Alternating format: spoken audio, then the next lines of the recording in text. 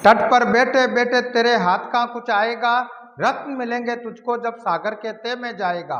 कुछ ना आए हाथ समझना डुबकी अभी अधूरी है, चाहे जितना भी हो मुश्किल पहला कदम जरूरी है, पहला कदम जरूरी है। नमस्कार साथियों, आर के प्रजापत चैनल में आपका हार्दिक अभिनंदन। आज का जो हमारा विषय है कक्षा 12 भौतिक विज्ञान फिजिक्स एनसीईआरटी का सिलेबस है और राजस्थान माध्यमिक शिक्षा बोर्ड अजमेर द्वारा संचालित कक्षा 12 की जो भौतिक विज्ञान की पाठ्य पुस्तक है, जिसका अध्याय नंबर है 6 वैद्युत चुंबकीय प्रेरण, जिसका अभ्यास प्रश्न है 6.6। एक वृत्ताकार कुंडली जिसकी त्रिज्या 8.0 सेंटीमीटर तथा फेरों की संख्या 20 है, अपने ऊर्ध्वाधर व्यास के परित 50 रेडियन सेकेंड इनवर्स की कोणीय आवृत्ति से 3.0 इंटू 10 की घात -2 टेस्ला के एक समान चुंबकीय क्षेत्र में घूम रही है। कुंडली में उत्पन्न अधिकतम तथा औसत प्रेरित विद्युत वाहक बल का मान ज्ञात कीजिए। यदि कुंडली 10 ओम प्रतिरोध का एक बंद लूप बनाए तो कुंडली में धारा के अधिकतम मान की गणना कीजिए। जूल उष्मन के कारण सहित औसत शक्ति की गणना कीजिए। यह शक्ति कहां से प्राप्त होती है? बहुत अच्छा क्वेश्चन है। नीट एग्जाम, बोर्ड एग्जाम तथा कंपटीशन एग्जाम की दृष्टि से अति महत्वपूर्ण है, इसलिए अच्छे से इसको समझना। प्रश्न अनुसार क्या बात हो रही भाई? एक वृत्ताकार कुंडली जिसकी त्रिज्या यानी स्मॉल आर बराबर हमें दे रखा 8.0 सेंटीमीटर तथा फेरों की संख्या यानी कैपिटल एन बराबर हमें 20 दे रखा है।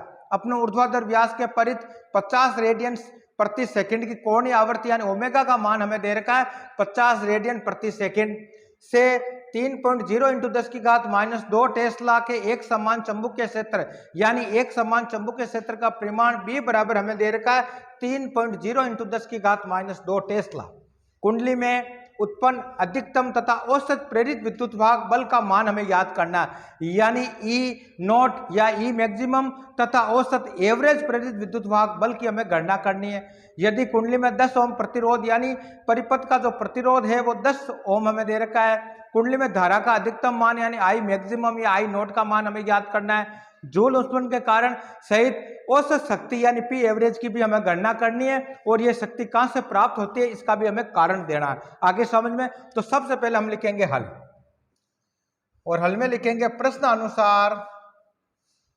अनुसार वृत्ताकार कुंडली की त्रिज्या, प्रश्न अनुसार वृत्ताकार कुंडली की त्रिज्या, वृत्ताकार कुंडली की त्रिज्या यानी स्मॉल आर बराबर हमें कितना दे रखा है भाई? वो हमें दे रखा 8.0 सेंटीमीटर। एम के इसमें चेंज करेंगे तो क्या हो जाएगा कि 8.0 इंटू 10 की घात -2 मीटर हो जाएगा। आगे समझ। तथा फेरों की संख्या, तो हम लिखेंगे तथा फेरों की संख्या, कुंडली में फेरों की संख्या, और फेरों की संख्या यानी कैपिटल एन बराबर हमें दे रखे हैं 20 फेरे।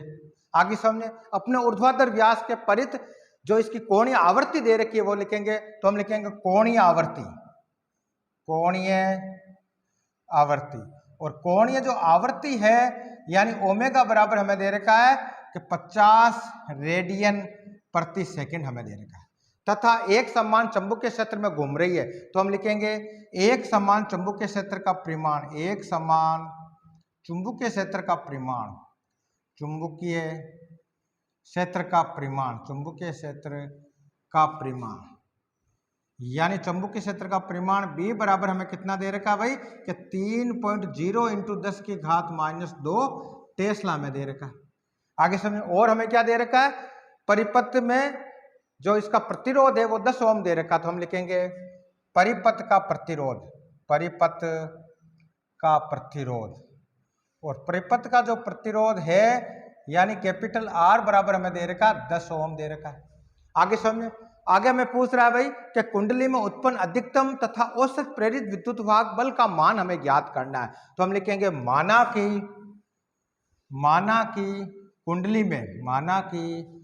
कुंडली में उत्पन्न प्रेरित विद्युत वाहक बल, प्रेरित विद्युत वाहक बल एक अधिकतम की बात हो रही है। किसकी हो रही है भाई? अधिकतम, मैक्सिमम की बात करेंगे। अधिकतम वो है, क्या मानेंगे उसको हम? ई नॉट मान लेंगे कि ई नॉट की हमें गणना करनी है। दूसरा हमें क्या याद करना है? औसत प्रेरित विद्युत वाहक बल हमें ज्ञात करना है तथा औसत औसत प्रेरित विद्युत वाहक बल, औसत प्रेरित विद्युत वाहक बल, यानी हमें ई एवरेज का भी मान ज्ञात करना है। आगे सर, तो हम जानते हैं कि कुंडली के घूर्णन के कारण उत्पन्न प्रेरित विद्युत वाहक बल निकालने का जो सूत्र होता है वो क्या होता है, इसलिए प्रेरित विद्युत वाहक बल अधिकतम क्या होगा, ई नॉट बराबर हम लिखेंगे एन बी ए ओमेगा होता है।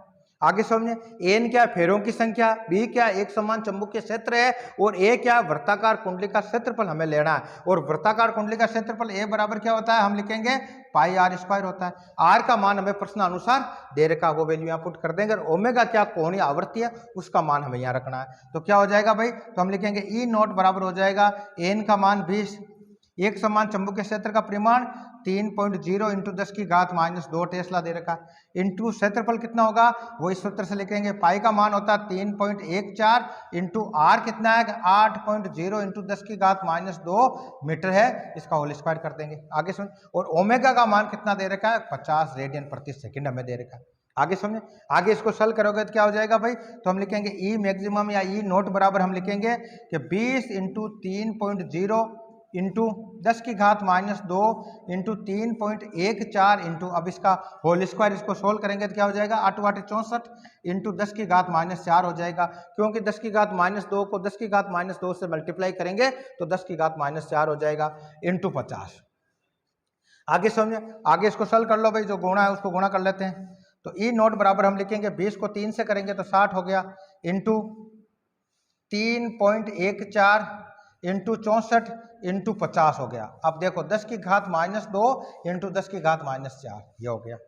आगे समझ, आगे इसको सॉल्व करेंगे तो इसको इस प्रकार भी लिख सकते हैं, देखो तो हम लिखेंगे ई नोट बराबर हो गया 6 इंटू 10 हो जाएगा, इंटू 3.14 कर देंगे, इंटू 64 इंटू 5 इंटू 10 कर सकते हैं 50 को।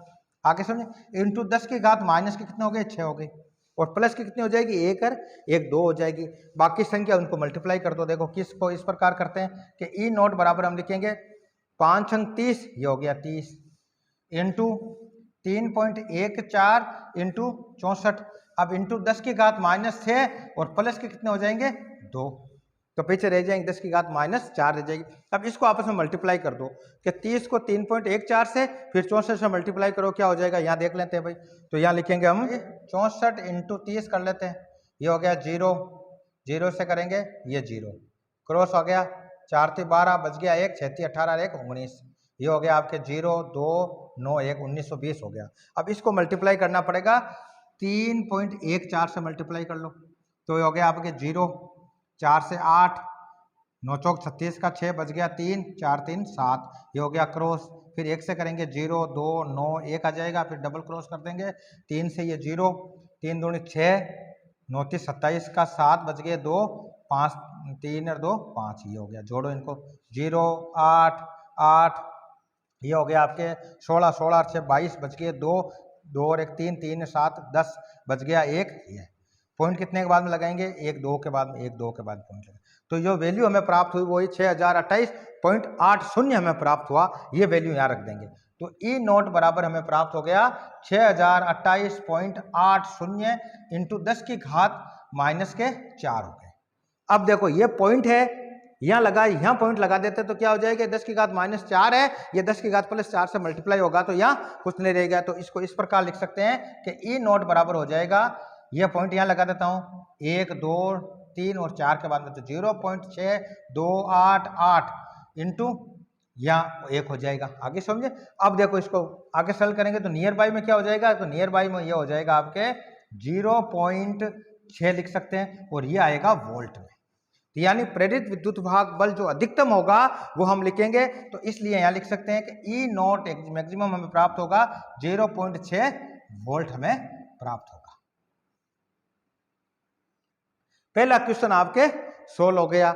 अब आगे क्या पूछ रहा, औसत प्रेरित विद्युत वाहक बल का हमें क्या मान याद करता है। हम जानते हैं कि विद्युत वाहक बल, प्रेरित विद्युत वाहक बल होता है वो सरल आवर्ती के रूप में समय के साथ परिवर्तित होता है, और प्रति चक्र जो इसका औसत प्रेरित विद्युत वाहक बल होगा वो 0 होगा।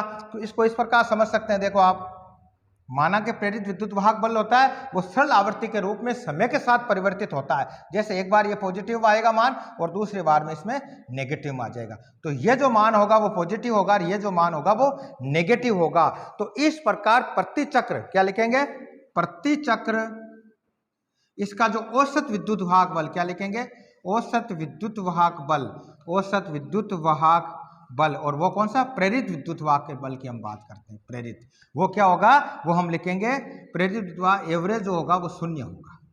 आगे समझे, तो इसको इस प्रकार हमें लिखना है। तो औसत प्रेरित विद्युत वाहक बल होगा, उसका लिखेंगे कि विद्युत वाहक बल होता है वो आपके सरल आवर्ती के रूप में समय के साथ में परिवर्तित होता है, अतः प्रति चक्र जो औसत प्रेरित विद्युत वाहक बल होगा वो 0 आएगा। इस डायग्राम की सहायता से हमें वो लिखना है। तो इसको हम लिख सकते हैं, इसको मैं मिटा देता हूं भाई, ये जो हमने गणना की। तो इस प्रकार के क्वेश्चन आपके नीट एग्जाम तथा बोर्ड एग्जाम की दृष्टि से अति महत्वपूर्ण है। तो इसका आंसर क्या लिखेंगे भाई, दूसरा औसत प्रेरित विद्युत वाहक बल यानी बी लिखेंगे। तो हम लिखेंगे कि विद्युत वाहक बल, विद्युत वाहक बल, विद्युत वाहक बल सरल आवर्ती के रूप में, सरल आवर्ती के रूप में, सरल आवर्ती के रूप में समय के साथ परिवर्तित होता है, समय के साथ परिवर्तित होता है, समय के साथ परिवर्तित होता है, परिवर्तित होता है। अतः प्रति चक्र यानी प्रति चक्र औसत प्रेरित विद्युत वाहक बल, औसत प्रेरित विद्युत वाहक बल, विद्युत वाहक बल 0 होगा, 0 होगा। यह आंसर देना हमें इस प्रश्न का। अधिकतम जो ई नोट था वो हमें प्राप्त हो गया, वो हमें प्राप्त हुआ 0.6 वोल्ट प्राप्त हुआ। लेकिन औसत प्रेरित विद्युत वाहक बल की हम बात करेंगे तो कारण क्या लिखेंगे कि विद्युत वाहक बल सरल आवर्ती के रूप में समय के साथ परिवर्तित होता है, अतः प्रति चक्र औसत प्रेरित विद्युत वाहक बल 0 होगा। तो इस डायग्राम के द्वारा हम समझ सकते हैं। अब आगे क्या पूछ रहा है हमें, यदि कुंडली में 10 ओम प्रतिरोध का एक बंद लूप बनाए तो कुंडली में धारा का अधिकतम मान की गणना कीजिए। यह भी बहुत अच्छा क्वेश्चन है। तो हम जानते हैं कि आई मैक्सिमम, क्या बात करें, या आई मैक्सिमम या आई नोट, और आई नोट निकालने का सूत्र क्या होता है, हमने पढ़ा है कि ई नोट अपॉन आर होता है। आगे समझे, इस सूत्र की सहायता से हम मान ज्ञात कर सकते हैं। तो देखो ई नोट का मान कितना प्राप्त हुआ, यानी अधिकतम प्रेरित विद्युत वाहक बल का जो हमें मान प्राप्त हुआ वो प्राप्त हुआ 0.6 वोल्ट हुआ। बटावा में आर कितना, 10 ओम, ये 10 ओम दे दिया। इसमें इसका भाग दो, कितना आ जाएगा भाई, तो ये आ गया 0.06 एम्पियर आ जाएगा। यानी हम लिख सकते हैं आई नोट, यानी आई मैक्सिमम भी लिख सकते हैं, आई नोट भी लिख सकते हैं। तो आई नोट बराबर हमें प्राप्त हुआ 0.06 एम्पियर हमें प्राप्त हुआ। आगे समझे, कब, जब यदि कुंडली में 10 ओम प्रतिरोध का एक बंद लूप बनाए तो कुंडली में धारा का अधिकतम मान यानी आई नोट या आई मैक्सिमम हमें प्राप्त होगा 0.06 एम्पियर प्राप्त होगा। आगे क्या पूछ रहा भाई, जूल उष्मन के कारण सहित औसत शक्ति की गणना कीजिए। यह भी अच्छा क्वेश्चन है और बोर्ड में आने के लायक क्वेश्चन है। तो क्या लिखेंगे, सहित औसत शक्ति की गणना हमें करनी है। तो इसको इस प्रकार लिख सकते हैं, यह हो गया क्लियर। अब मैं इसको मिटाकर आगे ये सोल्व कर देता हूं। तो इस प्रकार के क्वेश्चन आपके नीट एग्जाम और बोर्ड एग्जाम की दृष्टि से अति महत्वपूर्ण है, इसलिए अच्छे से इसको समझना। अब हम बात करते हैं भाई सहित औसत शक्ति की बात करेंगे। तो हम लिखेंगे सहित औसत शक्ति, औसत शक्ति यानी पी एवरेज हमें निकालना है। तो पी एवरेज निकालने का सूत्र क्या होता है, हमने पढ़ा कि 1/2 ई नोट इंटू आई नोट होता है। आगे समझे, यानी प्रेरित विद्युत वाहक बल का अधिकतम मान इंटू अधिकतम धारा का, इसे मल्टीप्लाई करेंगे तो पी एवरेज हमें प्राप्त हो जाएगा। तो पी एवरेज बराबर हम लिखेंगे 1/2। ई नोट का मान हमें कितना प्राप्त हुआ कि 0.6 वोल्ट प्राप्त हुआ। आई नोट का मान हमें कितना प्राप्त हुआ कि 0.06 एम्पियर हमें प्राप्त हुआ। देखो सल करो, 2 से कट जाएगा तो हम लिखेंगे 0.3 हो जाएगा। इसको मल्टीप्लाई करेंगे तो क्या हो जाएगा, पी एवरेज बराबर हम लिखेंगे 0.3 इंटू 0.06, मल्टीप्लाई करो भाई, 36 18 हो गया। पॉइंट कितने के बाद में लगेगा, 1 2 और 3, 3 के बाद में लगाना 1 2, ये शून्य लगाकर फिर पॉइंट लगा देंगे, ये आ जाएगा आपके वाट। तो इस प्रकार P जो एवरेज आएगा वो कितना आया हमारे 0.018 वाट हमें प्राप्त हुआ। आगे समझें। और ये आपके नीट एग्जाम की दृष्टि से अति महत्वपूर्ण प्रश्न है। आगे क्या पूछ रहा है, ये शक्ति कहां से प्राप्त होती है, तो इसके पहले हमें समझना पड़ेगा। जब कुंडली घूर्णन करती है तो कुंडली के घूर्णन के कारण अधिकतम प्रेरित विद्युत वाहक बल हमें प्राप्त होता है, और प्रत्यानयन बल आघूर्ण कुंडली के घूर्णन का विरोध करता है, जिसके पश्चात कुंडली को बाह्य बल आघूर्ण के विरुद्ध कार्य करना पड़ता है, और यह कार्य उष्मा के रूप में क्षय होता है। तो इस प्रकार आज के वीडियो के अंदर हमने कक्षा 12 भौतिक विज्ञान का जो अध्याय नंबर था 6 विद्युत चुंबकीय प्रेरण, जिसका अभ्यास प्रश्न 6.6 को सॉल्व किया। कल के वीडियो के अंदर अगला क्वेश्चन सोल्व करेंगे। धन्यवाद।